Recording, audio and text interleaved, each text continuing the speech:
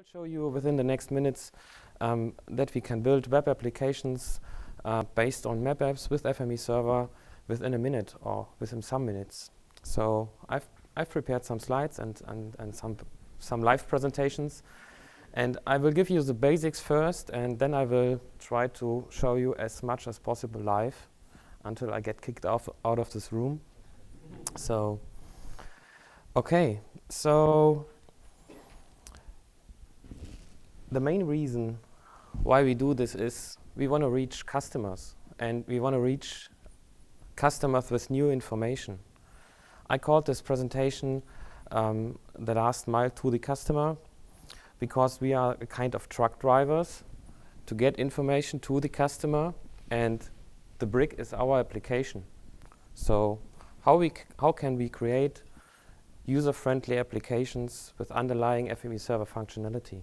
This is the question. And yeah, what can we do better? What is the missing piece? So in general, I would say data is the input, but interpretation is what's needed from the customer side or customer point of view. So data plus interpretation is the information in general. So this is the key to get the right information into the right system at the right time. This is the old sentence, and if we change it a little bit, it is getting the right information into the right application, and from the user perspective, it's always now. So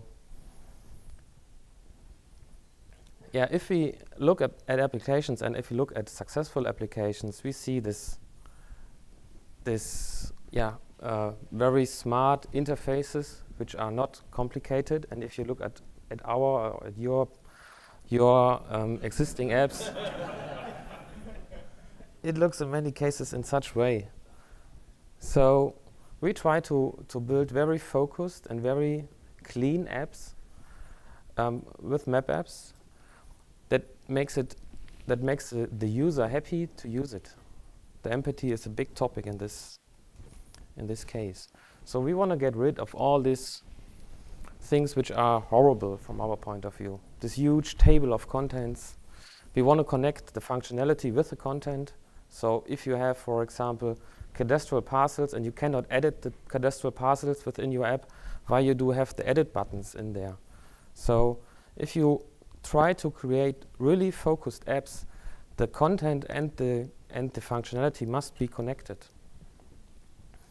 And the goal is to create a specific app for a specific user, and not to create one app which has all the functionality you need in your GIS department. So what is map apps? Map apps is a 2.0 OSGI framework for creating GeoWebs, and it's based on JavaScript and HTML5. It provides a flexible toolkit for creating individual user-focused apps. And it's using ArcGIS server APIs in the background. It's lying on top of it. And we say we want to compose apps with this solution. So it has an integrated app builder, and you can create apps by map apps. So the key concept behind that is that we want to do focused and simple apps. We want to connect functionalities with content. We want to reduce the number of clicks. We make it concrete. We want to have a maximum user guidance within the apps, and we want to have lots of usability, of course. And yeah, one of the key strategies is keep it simple and do it rocket fast. So as I said, the goal is not to create one big fat GIS client with all this beautiful, we are all technician guys, so we love all these functionalities, but the user itself hates this. They do not have a chance to understand this. You have to make your own training for a web application, and this can't be the goal. You should have a focused app for focused information, for focused question, and the information or the analysis result should directly come up after 1 or 2 clicks. So now, first we will have a look on how we can create these apps. So in the second part, I will show you the user point of view and the user interface itself. But first, I want to show you how we can create these apps and how easy it is and how generic it is to create workflows where FME Server is in the background. So map apps itself is responsive. So you can use it on every device. You can use it on every environment. You can use it on iOS or on Android if you like. So itself in the Play Store, on the Apple Store itself. You can migrate the app with PhoneGap or with Cordava. And it can be responsive itself, and you can run it in the browser as well. So today is, for us or for me, it's really exciting because it's the first time that we talk about that marriage about map apps and FME Server. And as I said, the map apps part is the user-focused part of this marriage, and the FME Server is the powerful part, or the marriage of the beauty and the beast.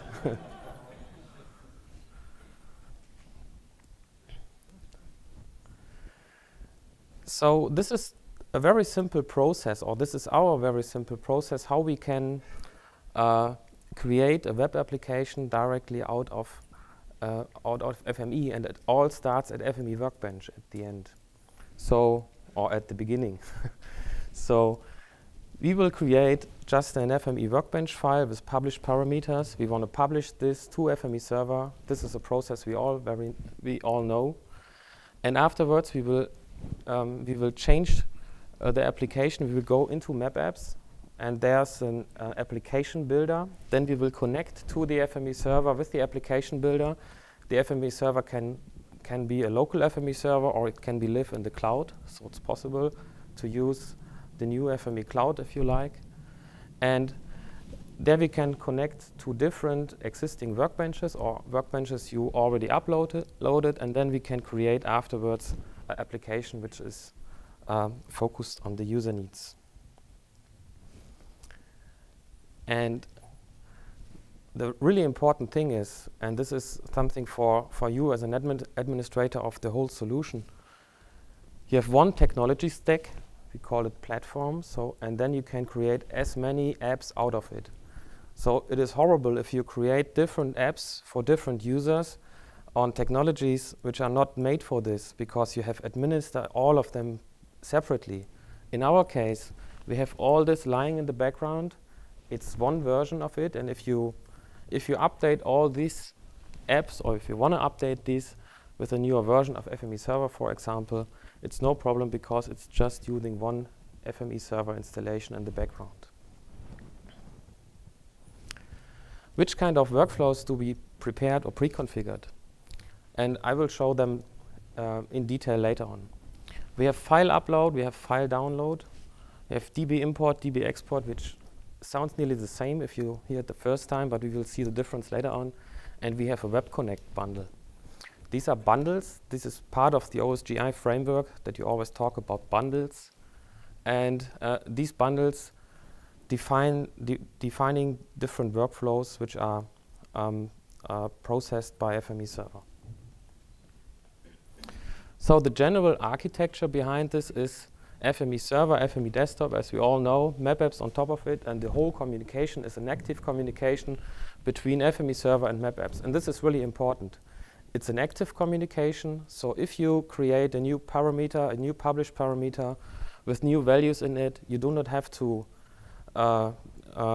develop or redevelop your existing web application. On the next request, you directly will see you have a new published parameter or a new value in the parameter. So we are using the current REST interface, and the most interesting things for us are the repositories, the workspaces within the repositories, and the parameters and action types of the FME parameters. Sorry. Okay, first, as I said, I would like to show you the process, how we create an app, a user-focused app, and afterwards I would like to show you some examples and some workflows, how they are look for the users. So I brought a little movie with me. This is the FME Workbench template we deliver with the product. And this is the data. It's just a shapefile in this case, or it could be a feature class in a PostGIS or an ArcSDE database. And this is an export process. So this is our source data set. Our output is a generic writer, because the user can define, if he like, the output. And then we will publish this process together with the data to the FME server into a repository, and it's called shape export, this workbench file. We publish it to it, and as you could see, we have around about 4 or 5 published parameters: the format, the coordinate system, and for example the rectangle for map apps. So this is pre-configured, and this is the configuration part within map apps. So the first interesting thing is that we can connect to an FME server. And as I said, this FME server could be living in the cloud, or it could be the FME cloud itself. In our case, it lives in an Amazon cloud, but in our own Amazon cloud. You can connect to a repository. And this dialog is already dynamic. So if I create a new repository, it's directly visible there. If I upload a new workbench file, it's directly visible there. So the next step is to define the parameters which I would like to provide to the end user. What does it mean? So we have a web application administrator who can define which of these parameters should be visible to the end user of the application. So he can decide if he would like to have a very focused process. The end user of the export application just gets shapefiles. In this way, he defines, or we defined it. Or if the end user can decide between shape and AutoCAD DXF, for example. Or he can decide, should it be possible to download the data in different coordinate systems? And this is just a click away. So as I said, our plan or our goal is to compose web applications with this. So as you can see, it's an in-app configuration. So in the moment you create this app, you can directly test it. It's a live in-app configuration. So if you create this web application first time, then you can change some tiny things. You can change the background map, or you can change the services which are visualized. You can change the whole structure of the content, if there's a zoom in, zoom out slider, or if these are buttons, whatever. So in our case, in the first run, the end user just could do nothing, and now we want to change it a little bit within the application, and again, he can now he can choose, for example, the destination format. 62 features are processed. Now we want to turn on some of these coordinate systems, and he can decide to turn all of these on, or just 3 or 4, or in this case just 2. So this is very easy, and it's, as we said, composing a web application. And the same for asynchronous processes. It's just turning on an additional parameter. And the next step, there's an email address. Now you can type in the email address, and the process is asynchronous. It's all pre-configured in the background. The web administrator do not have to know anything about FME server itself, so he can just play with all these parameters. And this is the second thing we wanna separate this in the real world. These are often 2 people, the web administrator and the spatial data administrator. And if we can have a break line between this, from our point of view, this is the best way, because The spatial data administrator delivers a workbench published on the FME server, and the web administrator can just configure the app, and that's it. So, yeah, what happened in the background? We did an export, so for sure we will have a data storage, whatever it is. It could be anything FME can read. We have a file reader or a database reader within the FME server, and a download service which provides the data to map.apps and to the end user. So next thing, now we want to change. This was the administration part, and unfortunately the time is limited here, so I couldn't show you all the details, but if you are interested afterwards, I can show you a lot of things and details of the map.apps configuration process in general. So now I want to change to a little live presentation. I want to show you an upload and a download in one go. As you can see, this is map.apps again. Now it's German, but we just can change the parameter, so it's multilingual to English. We can start up the application itself, and we can say we want to upload some data, some local data. This is where the most web application ends. They are not able to visualize generic data. And with FME Server or with FME in the background, we can do it. We all know that. So we can upload a file. There's a generic reader, so it could be anything FME reads.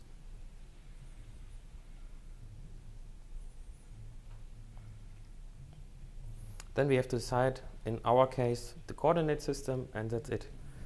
In the background, FME Server processes data into GeoJSON, Esri-JSON, which is a big friend of Don because it's XML.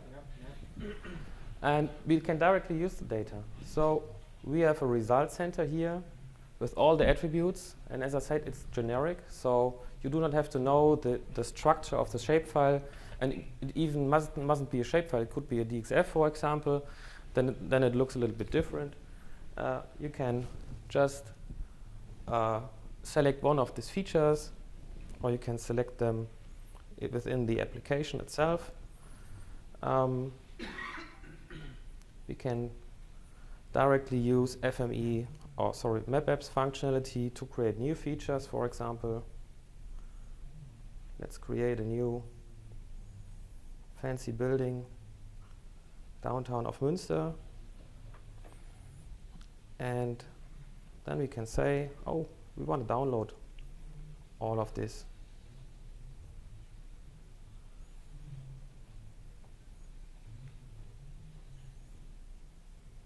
And we want to download as a KML file, for example. So we uploaded a shapefile, we edited some new features, and then we download the result as KML, for example, because our customers using Google Maps engine or whatever.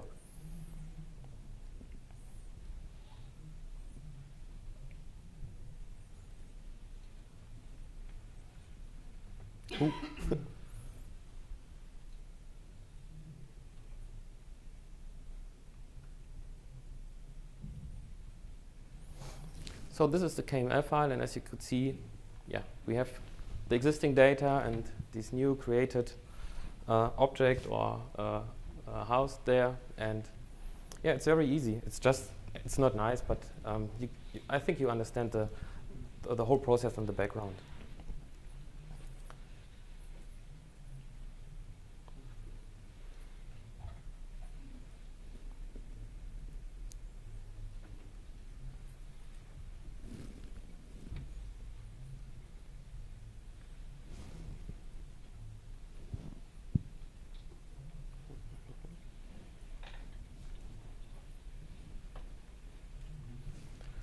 Yeah, what happened in the background? We uploaded a CSV, we uploaded a shapefile. map.apps pushed this shapefile to the FME server. FME server runs and streams the data directly back within map.apps. We do nothing with our data storage. There's no data storage or data persistence in this process. but we can combine these processes. The next thing was we downloaded data, but even we can do it in another way if you like. So we can upload the data, visualize the data, validate the data, and then we can say, oh, we want to do a DB import process, and then the data comes from the FME server directly into your dedicated storage system. And that's it. So you can combine all of these pre-configured workflows in the way you need it. File upload with geoprocessing. This is nice as well. I will change again to our apps overview. Fire up another application. In this case, we want to see how far our fire trucks can go within 5, 10, or 15 minutes. And ArcGIS Online or ArcGIS has a wonderful function for this. It's called the Service Area Calculator. It's based on the street maps. It's based on the current traffic situation. So it has a REST interface, this functionality. And we can combine this with FME processors as well. So we want to upload, in our example, a DXF file with fire stations. Oh, it's a shape again, but it also works with DXF. And these are published parameters of our FME process. So let's have a look in the FME process.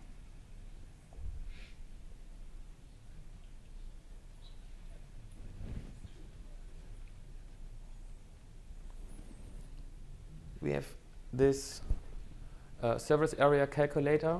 This is a parameter, and it runs with your ArcGIS Online subscription and name. And as you can see, we have these different published parameters. And one of these parameters is a slider. And our web application directly is smart enough, map.apps is smart enough to interpret this slider into the GUI of map.apps. So there's no programming at all. It's just interpretation of this. So in the background, the shapefile is taken, JSON is created out of it. The JSON is sent against ArcGIS Online. They are creating these nice little service areas. And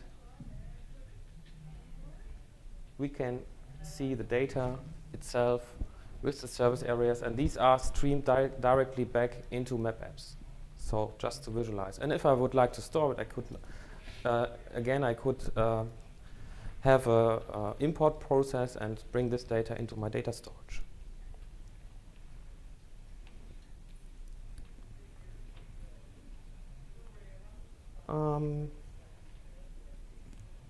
Let's do another nice thing. As I said, we have a web connection bundle. And web connection, you can connect everything with map.apps and with FME Server. So as Don said today, this is a new sentence of Safe Software Connect. And yeah, we can connect with FME Server nearly everything in the web or in your organization. So it could be a web service, it could be a database, it could be just a CSV file.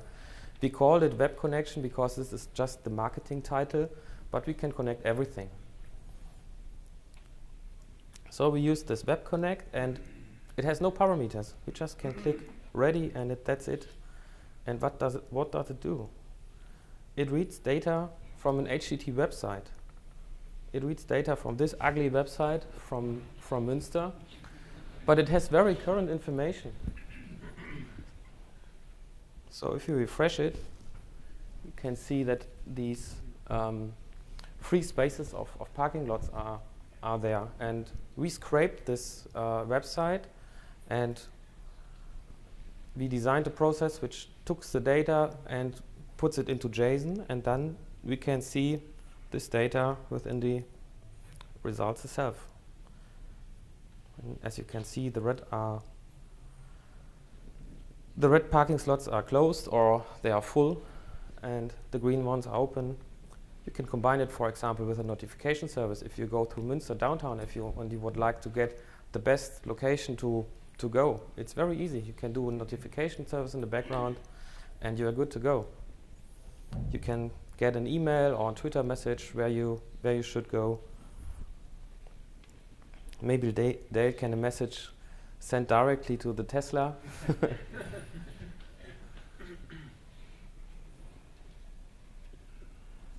And what we also can do, for example, is connecting to OpenStreetMap. OpenStreetMap has a new API. It's called Overpass. It's brand new. I think it's out for 2 or 3 months or maximum. So we've wrote a little application because it's very easy for us. And we do this web connect, and we can say we want to see the ATMs and the shops in this current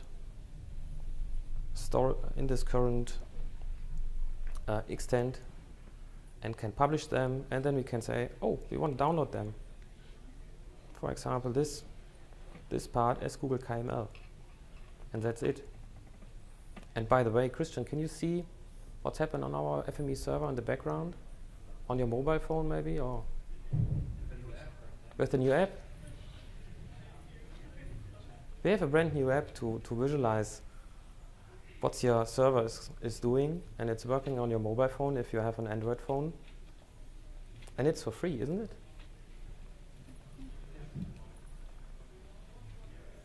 So I think Robin will kick me out. Yeah, pretty much. Finally, I have 2 short slides.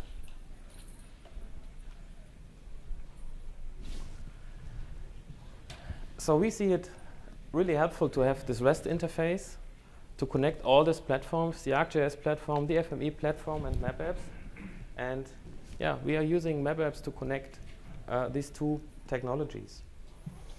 From our point of view, it has a lot of benefits, and the most exciting one is that you can create FME-based applications without any development. It's just configuration. And that's it. Thank you very much.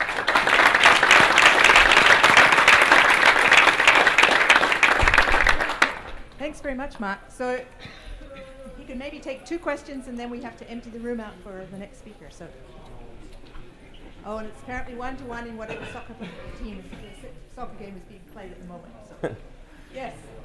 Can we replace ArcGIS with something else? The question was, could we replace ArcGIS with something else? Underlying map.apps? No. Anyone else? How are you governing the size of the data? Why can't you upload 5,000 large-sided parcels running around? Yeah, that's a good question. It depends on the browser.